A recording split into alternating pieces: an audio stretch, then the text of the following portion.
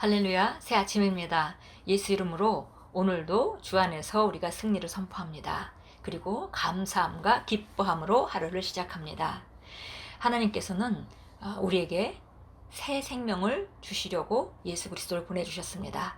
그리고 그 생명의 본성, 그 본성에 아름다운 축복들이 모두 다 들어있습니다. 신성한 생명과 경건에 속한 모든 것이 우리 안에 있습니다. 그래서 우리는 이미 승리하는 자로 시작합니다. 물론 우리가 생각도 바꿔야 되고 말도 바꿔야 되고 삶의 태도나 방식도 바꿔야 되는 그런 과정들이 남아있긴 하지만, 그러나 근본적으로 거듭난다는 것은 우리는 승리자로 태어난 것입니다. 그래서 성경은 우리를 정복자보다 더한 자다라고 표현합니다. 오늘도 우리가 승리하는 자로 하루를 시작하겠습니다. 오늘은 8월 18일 화요일입니다. 오늘 우리가 나누는 말씀의 제목은 삶에서 분투할 필요가 없습니다 라는 제목입니다. 세상 사람들은 정말 인생을 고달프게 분투하며 살아갑니다. 아니면 어떤 사람들은 거의 자포자기한 상태에서 될 대로 되라 하는 그런 태도로 세상을 살아가기도 합니다. 그러나 우리는 승리자로 살아가게 되어 있지만 그 가운데 우리가 분투할 필요가 없고 승리하며 감사하며 기뻐하며 사는 그런 삶이 거듭날 때 우리에게 주어졌습니다. 오늘 창세기 2장 2절 읽겠습니다. 하나님이 그가 하시던 일을 일곱째 날에 마치시니 그가 하시던 모든 일을 그치고 일곱째 날에 안식하시니라. 바로 하나님께서 우주 만물을 창조하시던 장면이 창세기에 나옵니다. 창세기 1장 2장에 나오는데요. 하나님께서 첫날에 무엇을 만드시고 둘째 날에 무엇을 만드시고 결국 여섯째 날에 인간을 만드시고 그리고 일곱째 날에 하나님께서 쉬셨습니다. 안식하셨습니다. 읽겠습니다. 창세기를 통해 창조에 대한 이야기를 읽어보십시오. 하나님께서는 자신이 창조하신 모든 것이 매우 훌륭하고 기쁘고 모든 면에서 탁월하다는 것을 보시고 일곱째 날에 모든 일을 멈추고 안식하셨습니다. 일곱째 날은 인간에게는 첫째 날입니다. 아담이 깨어났을 때 그는 모든 것이 준비되어 있는 것을 깨달았습니다. 그에게 남은 일은 창조된 것을 누리고 돌보고 창조주께 감사하는 일이었습니다. 그것은 하나님이 백성들이 안식을 누리는 것에 대한 그림자입니다. 당신은 하나님의 안식 안에서 태어났습니다. 하나님의 창조를 보면 그곳에 하나님의 의도를 우리가 알 수 있습니다. 하나님의 오리지널 플랜, 애초에 최초의 인간을 향한 뜻과 계획이 무엇이었는지 우리가 창조에서 알 수 있죠. 인간은 여섯째 날에 태어났습니다. 그래서 일곱째 날 안식의 날을 맞게 되는 것이고요. 그리고 아담이 깨어났을 때 모든 것이 제자리에 있었고 아주 온전하게 창조되어 있는 것을 보았습니다. 이제 아담과 하와가 해야 될 일은 바로 창조된 것을 누리고 돌보고 그 다음에 하나님께 감사하는 일뿐이었습니다. 물론 우리가 창세기 3장에서 아담과 하와가 타락함으로 이런 것이 망가지는 그런 결과들도 우리가 보았고요. 다시 우리가 예수님 안에서 거듭났다는 것은 다시 새롭게 창조된 우리 영으로 말미암아 하나님의 본래의 계획대로 창조된 것을 누리고 돌보고 창조주께 감사하는 일로 우리가 하나님의 안식 가운데 살 수 있다는 것을 우리가 눈치챌 수가 있습니다. 바로 우리는 하나님의 안식 안에서 태어난 것입니다. 계속 읽겠습니다. 당신이 이 진리를 인식하고 받아들여서 그에 따라 살기 시작하는 순간 당신의 삶은 자연스럽게 새로운 의미를 가질 것입니다. 모든 고군분투는 끝날 것입니다. 사람들이 날마다 경험하는 충격적인 상황이나 번거로운 일들은 더 이상 당신의 삶의 일부분이 아닙니다. 끊임없이 힘겨운 삶을 사는 사람들이 있습니다. 그들은 마귀와 싸우느라 목표를 성취해 본 적이 거의 없습니다. 그들은 날마다 싸우고 며칠 동안 기도하며 금식하고 온갖 종류의 귀신을 내쫓아야 했습니다. 그들은 어린 시절부터 지금까지 줄곧 그러한 것들을 경험했습니다. 대학에 입학하기 위해 그들은 치열한 영적 전쟁을 치러야 했습니다. 대학을 졸업할 때가 되자 다시금 어려운 상황을 맞이했고 그들은 똑같은 싸움을 또 해야 했습니다. 졸업 이후 직장을 찾는 일도 마찬가지였습니다. 배우자를 찾는 일과 아이를 키우는 일도 다르지 않았습니다. 그들의 삶은 끝없는 고난과 어려움의 연속이었습니다. 이는 무언가 잘못된 것입니다. 당신이 믿고 성령 충만을 받았다면 당신은 끝없는 기쁨과 안식의 삶, 그리고 성령의 능력으로 성공을 거두는 삶을 살아야 합니다. 당신이 그리스도 안에서 당신의 신성한 유업을 인식하고 누리는 법을 이해하지 못한다면 당신은 위에서 언급된 끊임없이 분투하는 삶을 살게 될 것입니다. 그런 삶을 거절하십시오.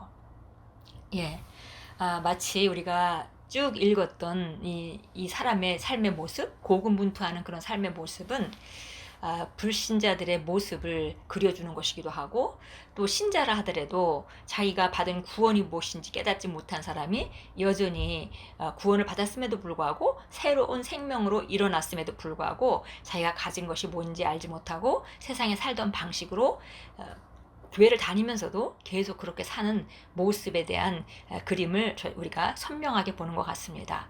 정말 우리 주변에는 예수 믿지만 이런 삶을 사는 사람들이 종종 있죠. 그래서 정말 계속 싸우고 영적 싸움을 하느라 기도하고 금식하고 귀신도 내쫓고 또 축사하고, 그리고 때마다 어려움을 겪고 그때마다 인생의 고비고비가 힘들게 지나가는 그런 사람들을 우리가 주변에서 봅니다. 근데 그것은 사실 거듭난 그리스도인이 성령을 받은 사람으로서 그렇게 산다는 것은 마땅한 삶이 아니라는 것을 우리가 알아야 합니다. 하나님께서 우리에게 주신 생명의 본질은 바로 승리하는 삶이고, 아담과 하와에게 주시는 삶이 그랬듯이 창조한 것을 누리고 돌보고 감사하며 사는 삶이었듯이 우리가 거듭나서 이 땅에 죄로 물든 그런 세상에서 우리가 태어나지만 그럼에도 불구하고 우리에게 주어진 새로운 생명이 그것들을 다스리고 남을 만큼, 우리를 정복자로 만들 만큼 충분한 그런 것들을 우리 안에 넣어줌으로 말미암아 우리는 주님께 감사하고 또 우리가 다스리고 그리고 우리가 승리하며 그런 살아가는 삶이 우리에게 마땅한 삶입니다. 이런 고군분투하는 삶을 생각할 때에 저는 제가 예수 믿기 전 불신자일 때 제 삶이 생각나곤 합니다.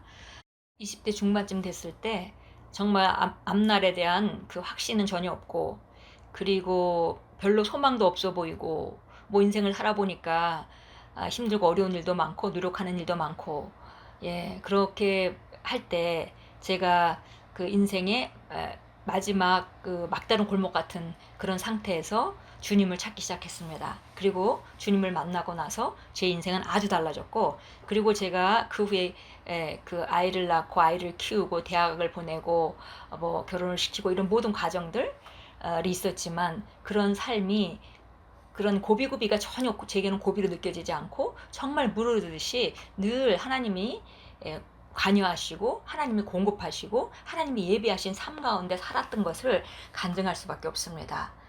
그래서 정말 거듭나고 성령이 충만함을 받았다면은, 그러면 우리가 어떤 상황 가운데서도 기쁨과 안식하는 삶, 그리고 승리하는 삶, 성공하는 삶으로 우리가 나아갑니다. 기쁨과 안식하는 삶이라고 해서 나태하고 발전 없는 그런 삶이 아니라 발전하고 성공하고 점점 더 성취하는 그런 삶 가운데 우리가 살게 되어 있는 것입니다. 그래서 그런 삶이 나타나고 있지 않다면은, 우리가 끝없이 분투하는 삶을 살게 된다면은 그런 삶을 우리가 거절해야 된다. 그리고 우리 옆에 있는 그리스도인들의 삶에서도 그런 삶을 바라볼 때 우리는 그것이 온전한 것이 아니라는 걸 알고 또 그에게 바른 복음을 전해주는 그런 삶을 살아야 되겠습니다. 계속 읽겠습니다.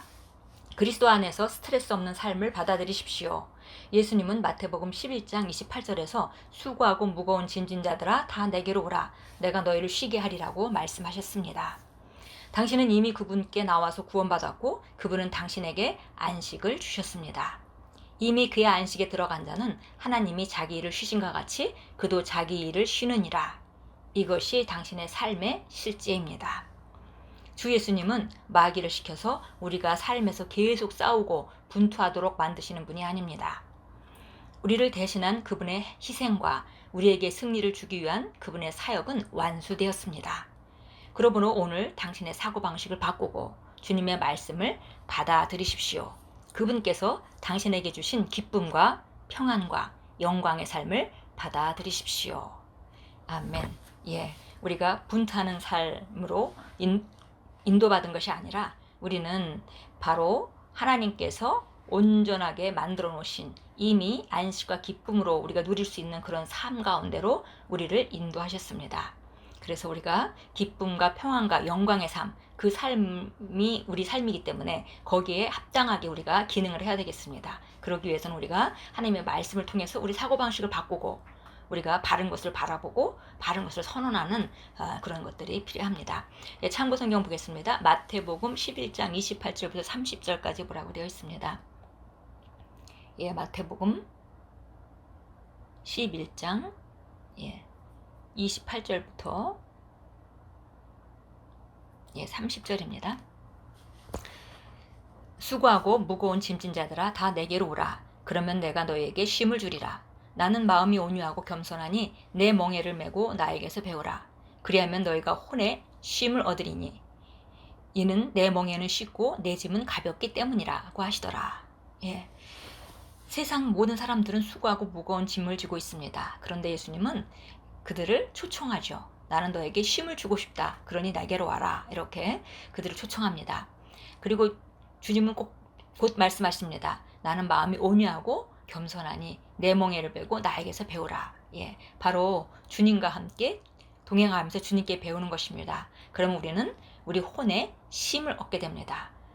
물론 우리가 나름대로 멍에가 없는 것은 아닙니다. 그러나 세상의 멍에보다 훨씬 쉽고 가벼운 멍에를 지고 우리가 세상을 살아가면서 다스림을 증가시켜 갑니다.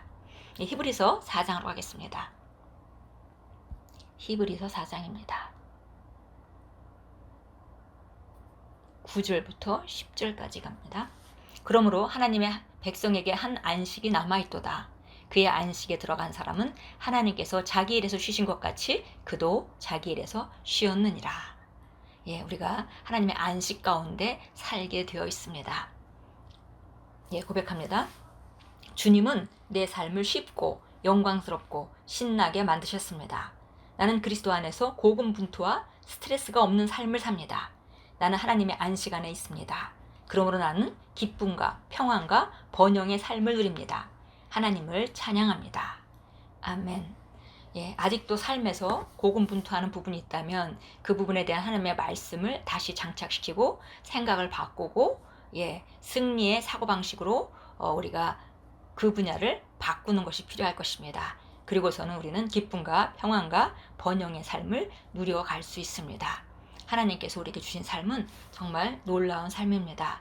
우리 삶을 쉽게 만드셨고 평안 가운데 누리게 만드셨고 그러면서도 생산적이고 그리고 전진하게 영광스럽게 만드셨습니다.